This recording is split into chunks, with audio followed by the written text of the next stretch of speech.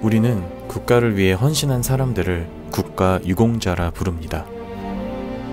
그러나 국가를 위해 실제로 목숨을 걸고 싸운 사람들조차 그 이름에 오르지 못하고 있습니다. 1999년 6월 서해 북방 한계선, 북한 경비정의 선제 공격에 정면으로 맞선 대한민국 해군 젊은 수병들. 그들은 도망치지 않았고 결국 싸워 이겼습니다.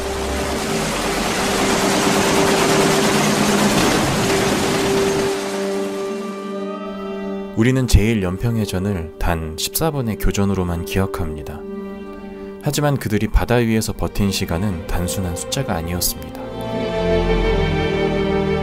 6월 7일부터 15일까지 9일간 교대도 없이 잠도 없이 눈앞에 적과 밤낮 없이 마주한 채 무너져선 안 된다는 사명 하나로 버틴 전투였습니다. 풍이 어디 귀 속에 이런 바람 소리, 그다음에 이제 저기를 훅 지나가는 소리, 그다음에 눈앞에 빨간색 반짝하고 나오고 어디 팍 터진 다음에 이제 저희 또 대원들이 또 쓰러지는 소리, 뭐 맞았다고 이제 아프다고 하는 소리, 그런 소리들이 그렇게 다 기억에 남는 것 같아요. 그러니까 제 머리에, 제 얼굴에 한 대여섯 명의 군인이 진짜 한 여기서 한 3m, 4m 거리밖에 안 되는데 총으로 한 4, 5명이 제 머리를 겨냥을 하는데 너무 끔찍하죠. 이제 그게 이제 한 번만 그런 게 아니라 충돌 작전 나가면은 뭐 몇 번 이렇게 그런 상황이 계속 하다 보니까 아직도 그 검은 세라복을 입은 어린 그 북한 그 수병이라는 해병이라는 그 아이들의 얼굴이 아직도 저는 선명해요. 하지만 전투는 끝나지 않았습니다. 바다에서 돌아온 그들에겐 매일 밤 되풀이되는 총소리와 불빛이 아직도 끝나지 않은 싸움을 기다리고 있었습니다. 저는 항상 매년 6월이 힘들었거든요.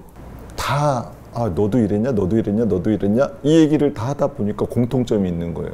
다 이제 그때 당시에 과거의 그 기억에 그 트라우마에 시달리고 있으면서 살았던 거죠. 그때 이후로 제가 좀 그 냄새나 이런 것들이 되게 좀 민감해지긴 했는데 그 사람 피비린내라는 게 아니 와이프한테 너무 미안하더라고요.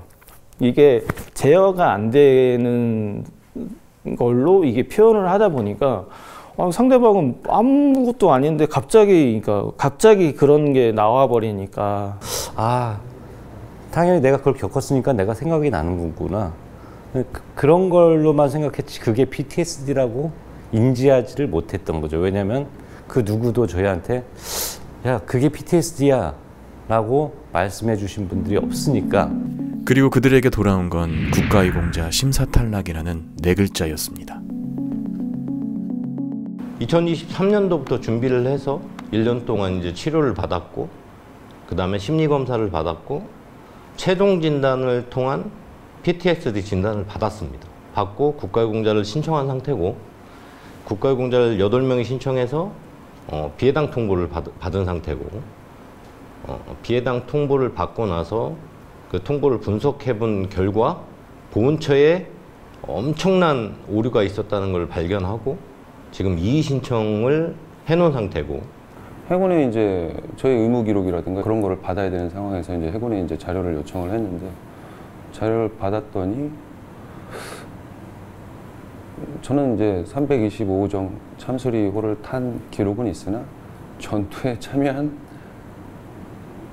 거는 확인이 안 된다라고 이제 적혀 있더라고요.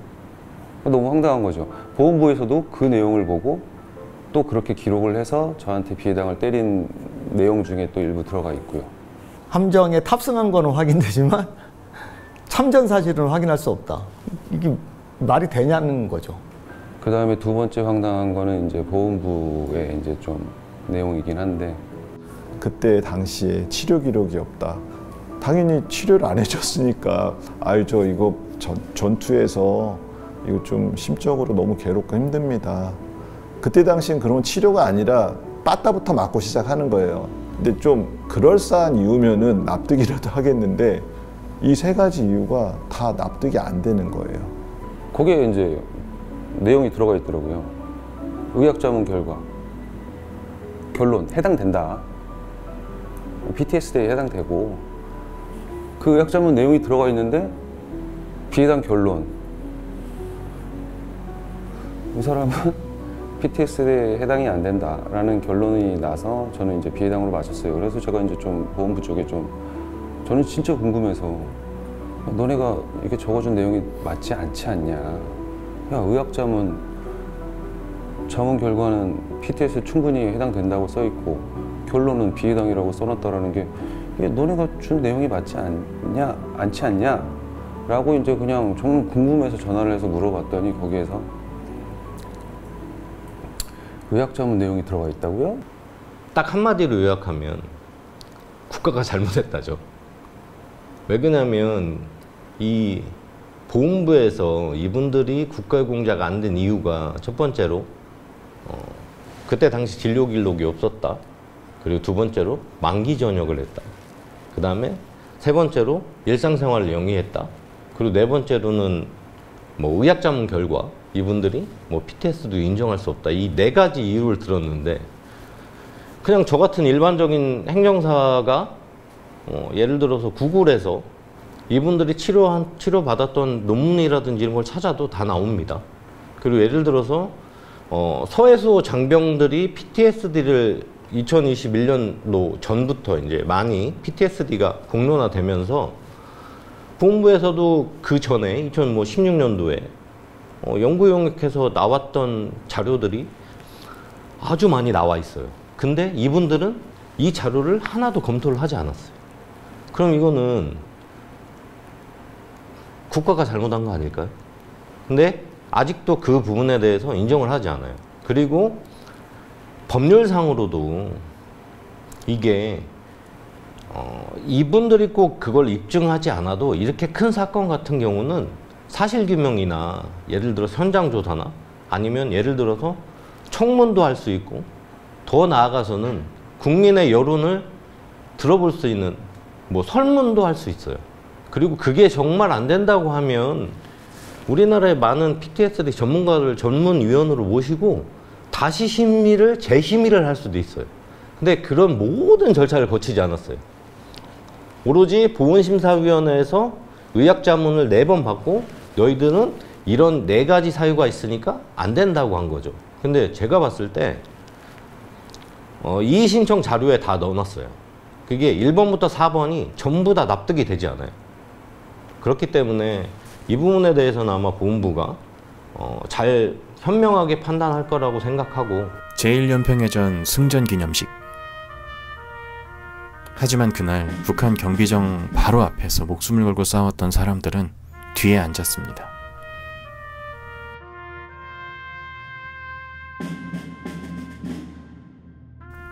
이름만 남은 기억 속에서 진짜 주인공은 뒷자리에 있었고 유공 훈장은 모두 지휘부의 것이었습니다.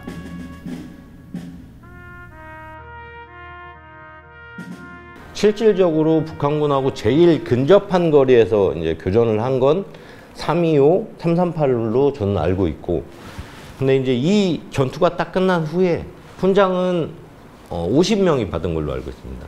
근데 50명이 전부 다 장교 부사관들이 받았고, 실질적으로 수병들이 받은 훈장은 아예 없다고 보는 게 정확합니다.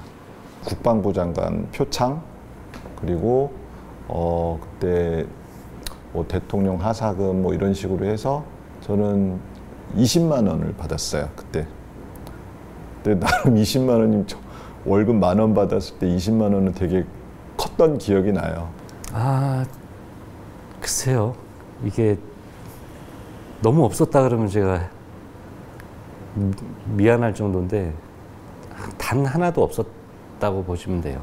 단 하나도. 그러니까 그런 관리나 그런 저희들에게 안부 정도도 없었으니까 혹시 뭐 힘든 부분이 있냐 한마디만 했었어도 참 고마웠을 것 같고, 저희도 만약에 이런 뭐 치료나 이런 부분을 좀 더 받을 수 있는 용기가 났을 것 같아요. 네, 하지만 이제 아무도 인정해주지 않는 거를 제가 제 발로 이게 PTSD라는 용어도 없을 때 제가 이거 선뜻 그런 걸 치료를 받겠다고 나선다는 것은 글쎄요, 아마 그냥 병원 가서 제가 전쟁을 치러가지고 어떤 거요? 할 말이 없었을 것 같고, 그래서 그런 아무런 것도 사실은 없었고.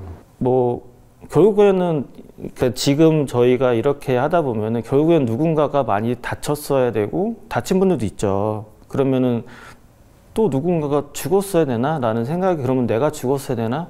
그런 생각을 조금, 뭐 안 죽었으니까 뭐 근데 죽었어야 되나라는 생각이 들어요. 그러면은 과연 해군이나 나라에서는, 국가에서는 과연 지금처럼 대우를 해줬을까? 예. 말이 되는 상황이 아니죠. 아닌데 이해도 안 되죠. 그래서 저는 솔직히 말하면 이 부분에 대해서도 재평가가 이루어져야 되고, 그리고 법률적으로도 국무회의에서 이 훈장에 대한 부분을 재심사해서 수여할 수 있는 걸로 알고 있어서, 이거는 뭐 나중에라도 다시 제자리를 찾기를 바라고 있습니다. 제가 얼마 전에 확인한 바로 모 국회의원이 국방부하고 국가보훈부에 질의를 했던 거로 제가 알고 있습니다. 훈장에 대한 재심의 가능성 여부에 대해서. 국방부가 국가보훈부의 답변이 재심이 불가하다고 나왔어요. 제가 그거를 보고 대한민국은 아직 멀었구나.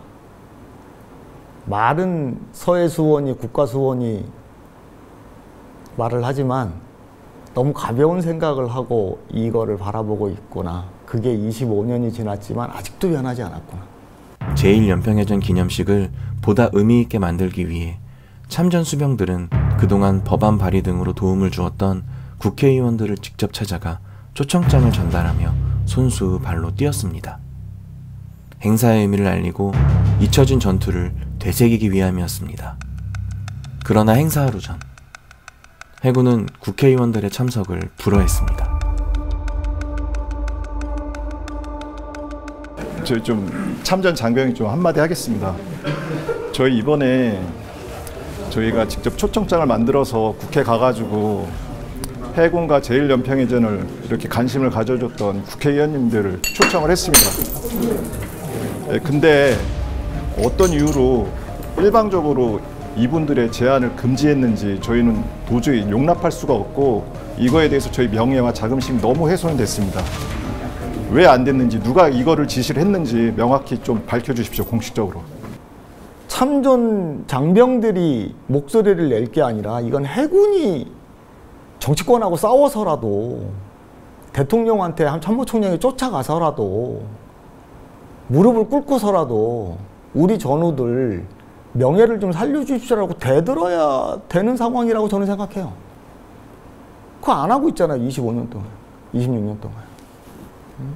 너무 화가 나는 거예요. 왜냐하면은 해군은 이 행사를 주관하는 자지, 그 자리의 주인공은 저희들인데, 만약에 생일자예요, 저희가. 근데 생일자가 초대를 하는 거를 결정을 하는 거지, 그 장소 준비해주는 그 사장님이 내 초대한 사람들을 오라가라 할 수는 없는 거잖아요. 너무 이 경우도 없고 너무 이 무례한 거죠, 해군에서. 이런 무례를 도저히 용납하기가 어려웠었어요, 사실.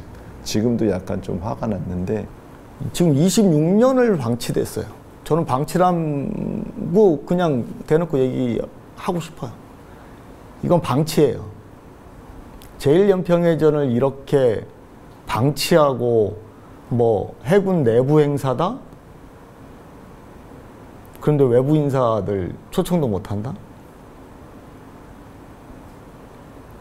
저는 해군이 제 모군이기도 하지만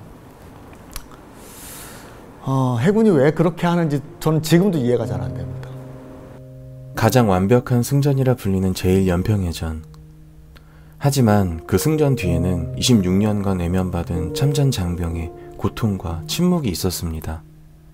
그들에게 제1연평해전은 단순한 전투가 아니었을 것입니다. 그날의 바다는 조국을 지키겠다는 사명감과 동료를 잃을지도 모른다는 두려움이 뒤섞인 곳이었습니다. 피로 지켜낸 승리였지만 그 승리는 세월 속에서 점차 잊혀졌고 그들이 받은 상처와 희생은 오랫동안 공식적으로 인정받지 못했습니다. 그래서 제1연평해전은 그들에게 잊혀진 승리이자 끝나지 않은 전투였을 것입니다. 자신들의 피와 땀으로 지켜낸 바다. 그러나 아무도 물어봐주지 않았던 그날 이후의 이야기. 지금 우리가 그 의미를 되새기는 것은 단순한 과거 회상이 아니라 국가가 누구를 기억하고 어떻게 예우해야 하는지 묻는 가장 기본적인 질문이기도 합니다.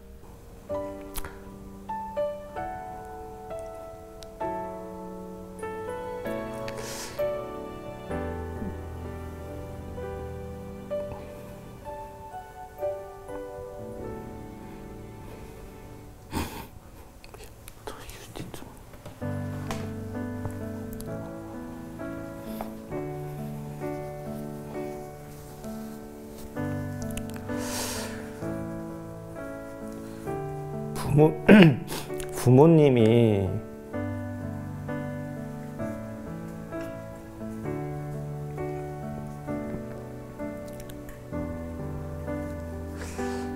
그 당시 얼마나 마음을 졸였으면은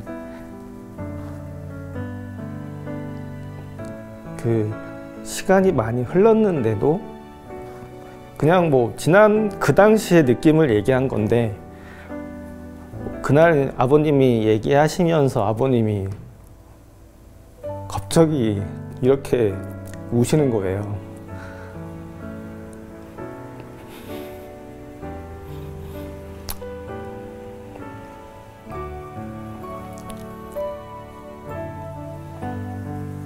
그런 거를 봤을 때